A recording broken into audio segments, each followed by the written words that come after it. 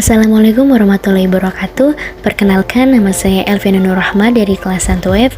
Di sini saya akan menjelaskan tentang pembagian ilmu hadis.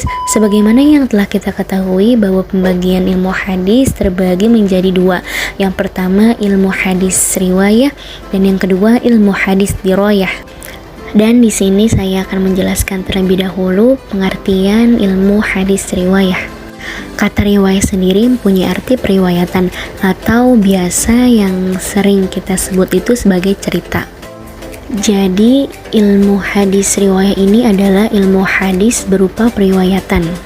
Dan secara terminologis dijelaskan bahwa ilmu hadis riwayah ialah ilmu hadisul khasu biriwayati ilmu yastamilu ala naqlin aqwalin nabi sallallahu alaihi wasallam wa fa'alihi wa riwayatihi wa duitihi wa tahriril fazihi, yang artinya ilmu yang khusus berhubungan dengan riwayah adalah ilmu yang meliputi pemindahan atau periwayatan Nabi Muhammad SAW, perbuatannya dan penguraian lafalnya.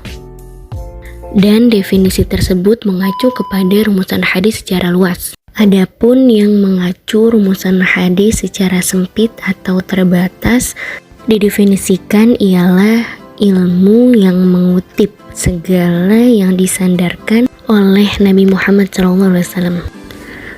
Dan tujuan ilmu hadis riwayah ini bertujuan untuk menghindari kemungkinan salah kutip terhadap apa yang telah disandarkan kepada Nabi Muhammad SAW. Dan yang kedua ilmu hadis dirayah.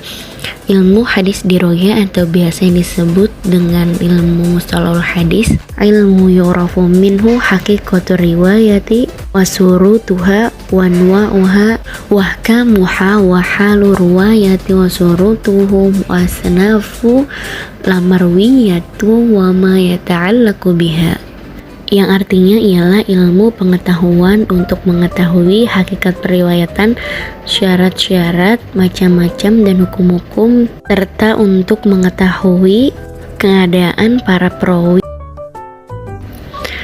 dan segala yang berkaitan dengannya. Dan tujuan ilmu hadis dirayah untuk mengetahui dan menetapkan hadis yang makbul yang dapat diterima sebagai dalil atau hanya untuk diamalkan saja, dan yang mardud atau yang ditolak.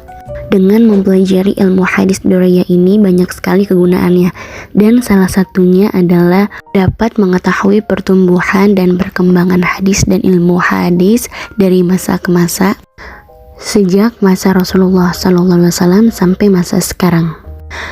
Dan sejarah perkembangan ilmu hadis riwayah dan ilmu hadis dirayah pada periode Nabi Muhammad SAW itu, riwayahnya adanya larangan menulis hadis karena khawatir bercampur dengan Al-Quran.